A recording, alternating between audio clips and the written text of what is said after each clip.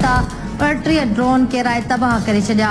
हमलन में 3 शहरी शहीद, 4 जवान ज़ख्मी थी पिया। नायब वज़ीर आज़म इसहाक़ डार ऐं DGISPR लेफ्टिनेंट जनरल अहमद शरीफ चौधरी भारत में 15 हंधरनि ते हमलनि वारे ऐं DGISPR लेफ्टिनेंट जनरल अहमद शरीफ चौधरी भारत में 15 हंधरनि ते हमलनि वारे ख़बरनि खे रद्द कंदे चयो त भारती पंजाब में का बि कार्रवाई नाहे कई। पाकिस्तान जॾहिं हमलो कंदो त उहो नज़र बि ईंदो ऐं उन जो आवाज़ बि ॿुधण में ईंदो। पाकिस्तान भारती जानित जो तय कयल वक़्त ऐं हंध ते जवाब ॾियण जो हक़ महफ़ूज़ रखे थो।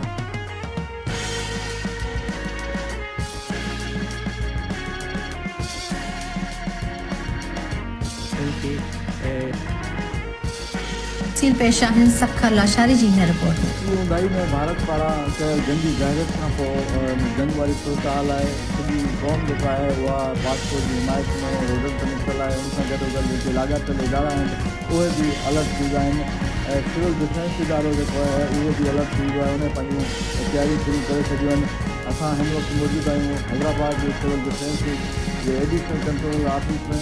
हिन सां ॻाल्हि ॿोल कंदासीं त उन्हनि जंग दौरान जंग खां अॻु माण्हुनि खे रेस्क्यू करण जे लाइ ऐं ॿियो इमदाद माण्हुनि खे फराहम करण लाइ हिननि कहिड़ियूं तयारियूं कयूं आहिनि। अचो त हिन सां ॻाल्हि ॿोल कयूं। जिस तरीके से अभी जंगी बातचीत चल रही है, इस हवाले का सिविल डिफेंस जो है तकरीबन 10 दिन से बिल्कुल अलर्ट है। डायरेक्टर सिविल डिफेंस सिंध और डिप्टी कमिश्नर साहब सब लेटर एक निकालते हैं, जिससे उनको वहाँ की जो वहाँ पर जॉब कर रहे हैं वहाँ की छुट्टी दे दी जाती है और वो हमारे पास आ जाते हैं।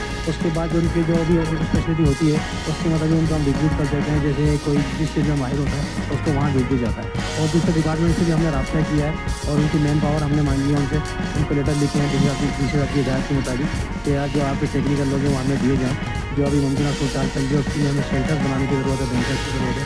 तो जो है स्टेट इंतजामिया हमारे को बोलती है इंतजामिया जिससे हम काम करें, शेल्टर्स में भी काम कर रहे हैं। कुछ अगर कोई जगह ऐसी होती है जहाँ पर खतरा ज़्यादा होता है तो लोगों को रिक्रूट वहाँ से किया जाता है। जो बेहतर जो सेफ जगह होती है वहाँ उनको मुंतकिल करते हैं।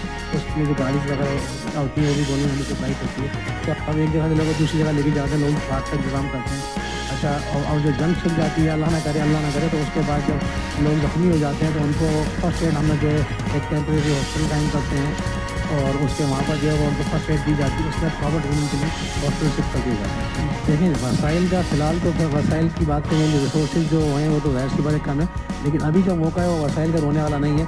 अभी हम बिल्कुल तैयार हैं, अपनी पाक फौज के साथ खड़े हुए हैं, दिलो जान से खड़े हुए हैं और दुश्मन को इतना करारा जवाब देंगे इंशाल्लाह ताला कि उसको उसकी नस्लें याद रखेंगी।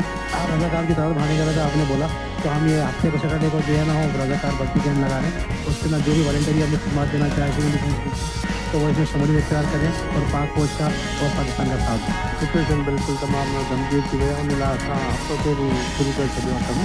असां पंहिंजे रज़ाकार में एक्टिव करे छॾियो आहे। असांजी ट्रेनिंग ते हाणे न असांजी 12 महीने हलंदी आहे ऐं उहे ट्रेन बंदा हूंदा आहिनि। असांजे जेके रज़ाकार हूंदा आहिनि उहे फायर फाइटिंग फर्स्ट एड या बम डिस्पोजल रेस्क्यू ट्रेनिंग जेकी आहे न उन जा माहिर हूंदा आहिनि। उनखे असांखे हिकु ई लिस्ट कयो आहे ऐं इंशाल्लाह सुभाणे 3 बजे जुमे जो ॾींहुं वॾी ट्रेनिंग हिते रखी आहे। उनखे हवालो ॾींदासीं त सिविल डिफेंस जो जंग जे दौरान जंग सां पहिरीं जंग जे दौरान जंग खां पोइ कहिड़ो कमु आहे उहो हुनखे अवेयरनेस बि ॾींदासीं और ट्रेनिंग सेशन कराईंदासीं ऐं उहे बिल्कुलु एक्टिव आहिनि। असां बि एक्टिव आहियूं ऐं DC साहब असांजो कंट्रोलर आहे, उन सां गॾु जीअं इंस्ट्रक्शन मिलनि था उहे असां फॉलो कयूं था। इंशाल्लाह असांजी तैयारी मुकम्मल आहे। हमारी तकरीबन तैयारियाँ मीटिंग जारी थी और कल और मीटिंग रखी हुई 4 बजे, तो उसमें तकरीबन सारे लोगों के तैयारियाँ मुकम्मल हैं। डिप्टी कंट्रोलर साहब, साकिब साहब हैं, सीनियर इंस्पेक्टर हैं, इम्तियाज़ साहब हैं, तो ये अपनी सारी तैयारियों के साथ मुकम्मल इसको करें ताकि जिस तरह खुदा ना खास्ता कोई उधर से अटैक होता है कुछ होता है तो हम उसके लिए रेस्क्यू फायर फर्स्ट एड ये इंतजाम हम उसको मुकम्मल कर लें। और इसी तरह ये DC साहब के से ताउन के उसमें सिलसिले क्योंकि वो कंट्रोलर जो है DC साहब होते हैं, डिप्टी कंट्रोलर ये हैं, वहाँ से ताउन होता रहे ताकि ये इदारा चलता रहे। कैमरामैन शफा नोहानी का घर सखर लाशारी के न्यूज़ हैदराबाद।